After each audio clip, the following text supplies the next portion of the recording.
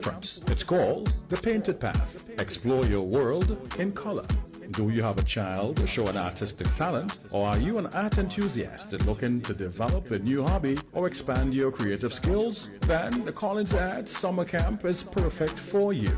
Opening day August 4th at 2:30 p.m. at the Kingstown Technical Institute. The camp runs in 2 exciting sessions from August 4th to 15th for beginners and amateurs, exploring the fundamentals of art and dive into the world of creativity with guided sessions designed for newcomers. And from August 18th to 29th, school-based artists and young enthusiasts take your skills to the next level, learn new techniques, refine your style, and experiment with fresh approaches to art. The summer camp will conclude with a mini exhibition showcasing works created by participants, Collins Art, and more. Registration forms are available at the Kingstown Technical Institute, and the registration deadline is July 15th, 2025. Camp opens to ages 9 to 99. Spaces are limited. Register early to secure your spot.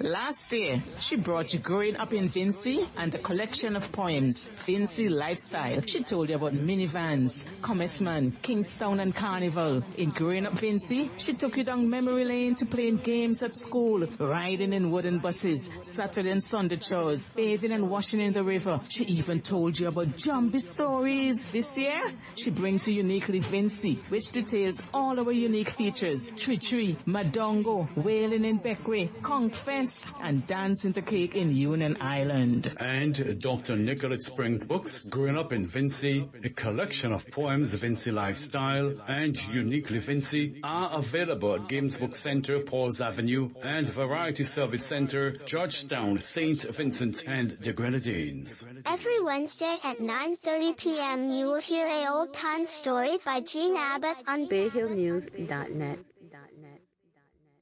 Good evening to listeners on Bay Hill News Network and Kankadi Radio. Our story tonight is called The Glue of Greed, taken from the Oxford Tales from West Africa, retold by Martin Bennett. It was getting to harvest time in the village, and Nancy, world champion for greed and fast eating, flyweight division, could hardly wait. Yam! Yam, yam, pounded yam as high and round as a hill, and Nancy's stomach beat like a drum at the thought of it. But there was a problem, and Nancy wanted all that food for himself, and himself alone. The idea that anyone should share it with him was most distasteful, and when those who share in it were his own family, his own flesh and stomach, that was more distasteful still. Whatever the laws of heredity said, otherwise he would not let it happen. No way. And as he and his family made their way home from the farm, and Nancy thought out a plan. He was not a Nancy for nothing. He would show them that when it came to eating, he could beat anyone, even his own family. Spidery, greedy guts that they were. Then, that same evening at table, a very strange thing happened. The forced bowls of groundnut soup and pounded yam had just been emptied. "Ma!" cried Kwesi. "Ma!" cried Kojo. "Ma!" cried Kwame. "Ma!" cried Kobina.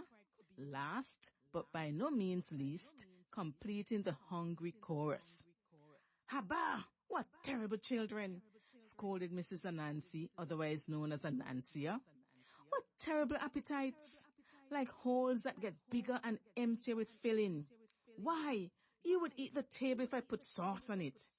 Don't you know that the second helping is always reserved for your father? Wait till harvest comes. Then you will be able to get your second helpings. And even third and fourth ones if you like." Mrs. Anansi turned to her husband at the head of the table. "Now, my dear, have some more groundnut soup. You know it's your favorite." But instead of automatically holding out his bowl as usual, Anansi just sat there and said, I'm sorry, my sweetie, but you see, I am not hungry. Not hungry? Have my ears heard correct? How possible? Is this my very own Anansi talking or someone in disguise? And Nancy refusing food? And after all the pounding I have done? Or perhaps you have been taking food outside. My husband, look me in the eyes and tell me. No, it's not that, my dear. Don't vex. It's just that since this afternoon on the farm, I have not been feeling well. Not quite myself. If you will excuse me, I think I had better go to bed and rest. Mrs. Anansi readily agreed. For the first time in history, ancient or modern, her husband refused to eat. It was a sign that Anansi must be very ill indeed. Ooh, ah, ooh. All night the small hut echoed with Anansi's cries of pain, until the walls themselves seemed to ache in sympathy. Ooh, ah, ooh, ah. Again and again until Mrs. Anansi decided it was time to call up the traditional doctor on the bush telegraph system. A waiting and keen-eared monkey picked up the message and flew with it through the trees as fast as his long arms would carry him. A final leap, and he reached the doctor's surgery. There was no time to lose. The doctor packed some leaves and portions into a bag and made his way through the shadows to Anansi's hut. By the time he arrived, Anansi was almost too weak to speak. To his expert, "How are you?" Anansi could only groan from beneath the bedclothes. Worse and worse. Each word, it seemed, threatened to be Anansi's last. The doctor's visits increased. The bush telegraph had not been so busy in moons, and at all hours its branches could be heard crackling and rustling beneath the messenger monkey's weight. "I cannot understand it," the traditional doctor said to Mrs. Anansi in private. "I have tried every leaf and root in the rainforest, and not a few from the savannah as well, but your husband is not responding to any of them." "Oh, doctor," poor Mrs. Anansi replied, wringing her 8 legs, "please do something, anything. This afternoon I offered Anansi a grung nut, just a tiny grung nut, and Anansi told me it was too much, that if he ate it he might vomit. Oh, I'm too old to become a widow." The following day, it seemed her worst fears were about to come true. Anansi raised a trembling leg from beneath the bedclothes on his bamboo bed and beckoned to his wife. "Anansi," he gasped in an uphill voice, "bring me a pen and paper. Yes, my dear, my time has come like it must to us all, and I wish to make my last will and testament. My wife, I leave all my earthly possessions to you and the children. Only, my wife, listen very careful. When they bury me, bury my cooking things with me. Don't forget to put plenty of salt and pepper and dried shrimps. You know, my dear, how I like dried shrimps in my soup. Yes, in the next world, my spirit will need feeding. Also, put plenty of kerosene. Who knows whether kerosene is scarce in the next world as it is on earth? Next, listen well, Anansi. This is most important of all. Take my coffin to the middle of the farm.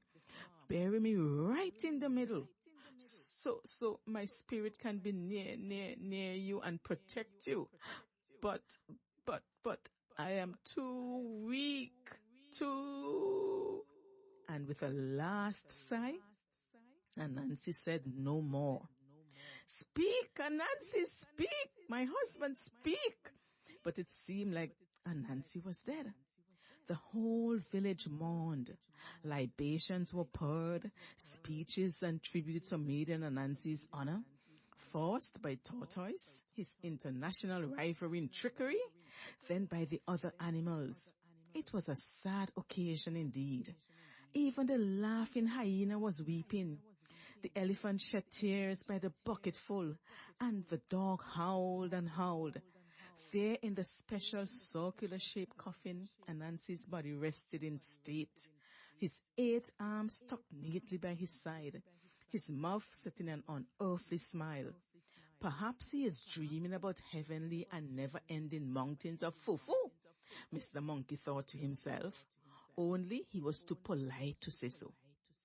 The same afternoon, amidst the beating of drums, the firing of muskets, and the piping of flutes, Anansi's coffin was loaded on the ox's back and carried to the middle of the farm, exactly as Anansi had instructed.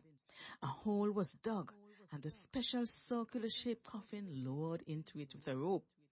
The last soil dropped on the coffin lid, and the mourners filed sadly homeward. The sun went down on the empty field, and slowly, silently rose the moon. Slowly, silently, in time with it, rose the lid of the coffin. Then, out of the coffin, slowly, silently appeared an arm, then another, then another, then another, all the way up to 8. Then, slowly, silently, rose the head of Anansi. Not all, just the eyes rolling beadily around on stalks, taking in the lie of the land to make sure nobody was watching. The field was empty. There in moonlight and the shadows, Anansi came out of his coffin and held his stomach with laughter. So I tricked them this time, he snorted through his furry nostrils. I really tricked them this time. They thought I was dying, but I wasn't dying at all. When I refused that groundnut, what they did not know was that I had my own secret supply under the bed all the time. Oh, the fools! But I am feeling hungry again. Let me not waste time. And there, in the yam field, Anansi started pulling up his yams as fast as he could get his 8 hands on them. Yams and more yams, the very ones he and his family had spent all those back-breaking months planting. Soon he had a pile of them, the fattest and the tastiest he could find. Then he brought out from his coffin his small kerosene stove and his king-size pots and his cooking oil. He shaved and cut up the pile of yams, added the necessary ingredients, lit the stove and hummed tunes as if to hurry the cooking along. At last, Anansi's private feast was ready.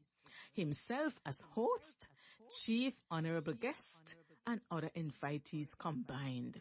Soon he was eating to his heart and stomach's content.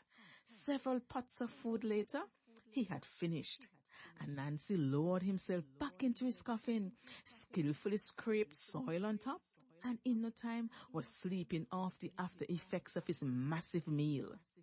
An hour later, along came the sun, and along came Anansi's family, their shadows spidering out in front of them.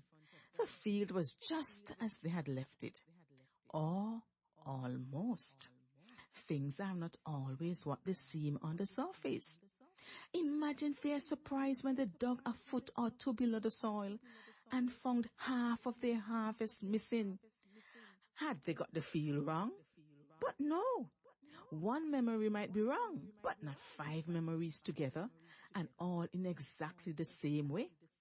What thief then could have done it? Not to mention the insult to the dear and late departed. If the thief had no sympathy for the dead, he might at least respect them and leave them to their eternal rest. What was to be done? Gong, gong, gong. It was not long before the village crier had been informed, and he was summoning the elders and local wise men for a meeting. What was the best method to catch this yam stealer and disturber of the dead as well as of the living? With calabashes of freshly tapped palm wine on hand to provide refreshment and inspiration, the elders scratched their heads, more and more speeches, and the orangutan scratched his armpits. Several thousand words and many proverbs later, they had come up with a definite plan. They could not catch the thief in any obvious way. He was obviously far too clever for that. No, they would need to catch him with a trick. Even the trickiest trickster would not be able to wriggle from. They would. Well, we will come to that later. Meanwhile, back in the yam field, night after night, when his family and everyone else had gone home, Anansi rose from the coffin, pulled up some yams, cooked them on his secret stove, then ate them and ate them and ate them, and was still eating them when, one night, in mid-mouthful, he stopped. Before him in the moonlight stood a skinny, scruffy-looking figure, stretching out his arms. "Hey, you! So you don't know who owns this farm?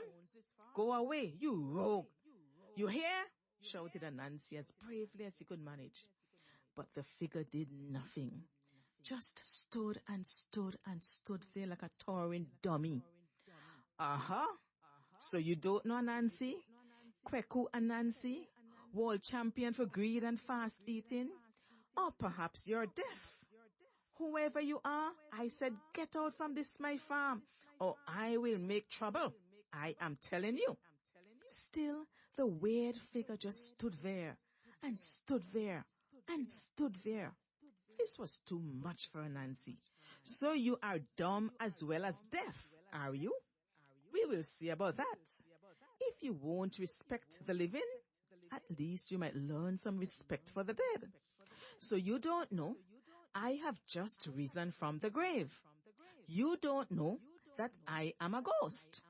And you know what ghosts can do, don't you?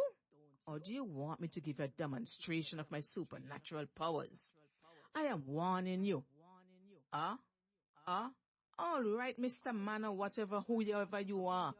Enough is enough. All right. If words won't frighten you, take this.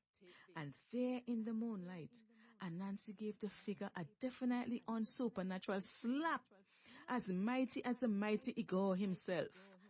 First, thwack with one arm, and then, but Anansi's arm had stuck. "Ho! So you think you can lay hold of me like that, do you? And on my own farm too? All right then, if I can't slap sense into you, let me kick some sense into you. Take this." His leg stuck. "Huh? This is getting serious. Take this then." His next leg stuck also. This was more than a serious business. Anansi, who had in his time beaten the hippopotamus and the elephant in a single duel, had never met such an opponent before. He wiggled, he squiggled, he jiggled, he wriggled, and he would have even ziggled if such a word existed. In this world or the next, what kind of opposition was this? Anansi had just 5 blows left. For blow number 4, he unleashed a kick straight out of a kung fu film with the same sticky result. Then he let fly another flying drop kick. It flew through the air and also stuck with no more effect than a sausage fly against a window pane. 3 blows left. A karate chop, a left hook punch, a final slap, then an even more final, desperate and almighty headbutt. Anansi was now stuck, from his furry head to his 8 hands or feet. Worst of all, his opponent had not even uttered a word. Anansi's pride and anger now turned to beggarly fear. "Look, Mr. Man, whoever, whatever you are, I beg, I am sorry for what I said just now about you being a thief and me being a ghost. I didn't mean it. Just let me go. If you are hungry, I will share my food with you, if you like. Or if the food is not enough, I can always cook some more. All right. How many yams do you want? 50? 100? Just let me go. All right. Take the whole harvest. I don't mind. Only put me down. I am aching. Oh, Mr. Man, please, please. Little did Nancy know that he was not speaking to a man at all. Not even a deaf and dumb one. No, the man was a scarecrow, covered with the stickiest, gummiest gum from the stickiest, gummiest gum tree the forest could provide.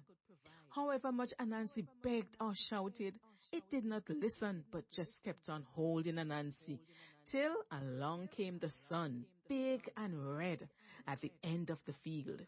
And along with it came Anansi's family.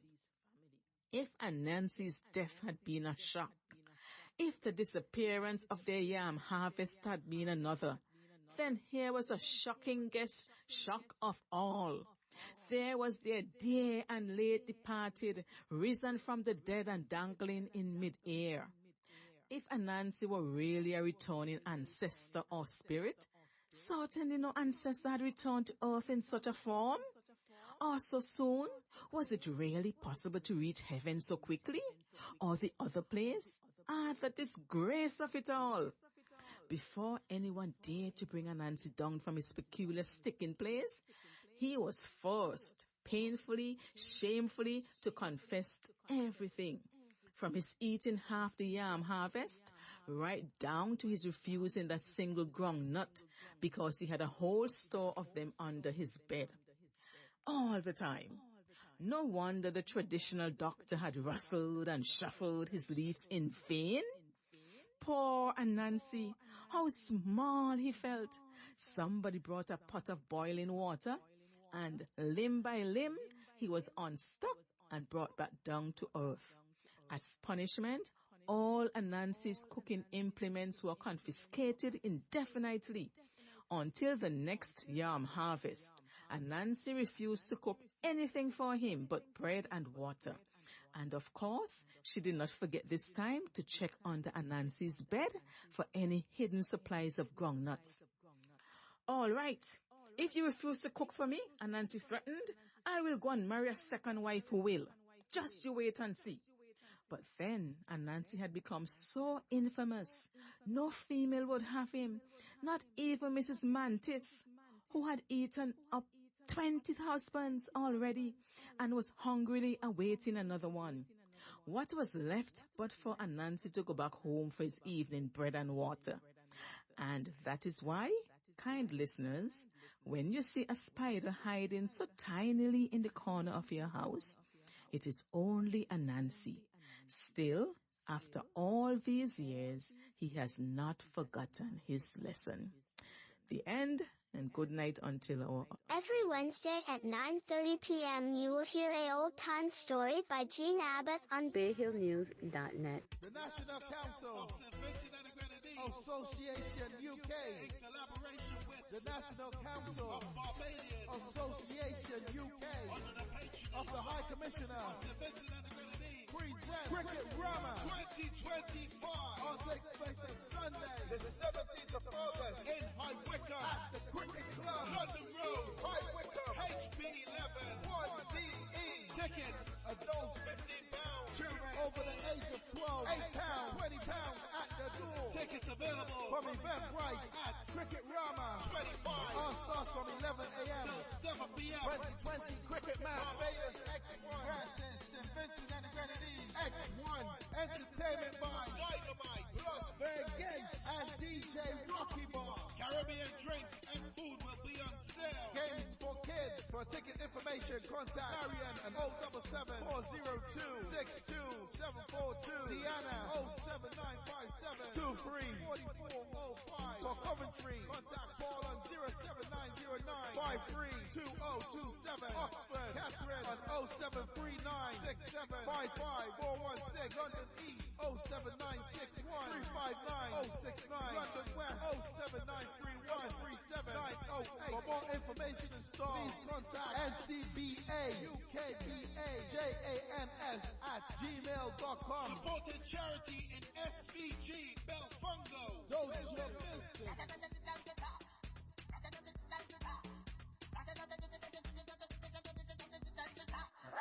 Ever wondered what it feels like to step into a Caribbean story? Let's take a journey together. Imagine chasing mysteries under a mango tree, only to discover cheeky monkeys stealing the fruit. Or diving into the ocean to find a treasure hidden by nature itself. And yes, even a dancing goat stealing the show at Carnival, because why not? All of these stories are filled with magic, courage, and a whole lot of heart. It's about finding strength in each other, even when times are tough, and discovering light in the most unexpected places. Island Adventures, Tales of the Caribbean. Ready to dive in? As Colin Butler takes you on this amazing journey, dive into the adventure and feel the vibe. Now available on Amazon, or you can connect at www.colindbutler.com. Let's take our Caribbean children across the Caribbean on this amazing adventure. Last year, she brought you Growing Up in Vincy and a collection of poems, Vincy Lifestyle. She told you about minivans, Commerceman, Kingstown and Carnival. In Growing Up Vincy, she took you down memory lane to playing games at school, riding in wooden buses, Saturday and Sunday chores, bathing and washing in the river. She even told you about zombie stories. This year, she brings you Uniquely Vincy, which details all our unique features. Tree, Madongo, whaling in Beckway, Conch Fest, and Dancing the Cake in Union Island. And Dr. Nicolette Springs books, Growing Up in Vincy, a collection of poems, Vincy Lifestyle, and Uniquely Vincy, are available at Games Book Center, Pauls Avenue, and Variety Service Center, Georgetown, St. Vincent and the Grenadines. While in Antigua, travel with Alvin Bully bus services between Pigot's Village and St. John's on Old Fareham Road. We also conduct island tours 7 days per week, all in comfort, style, and safety. For more information, contact Alvin Bully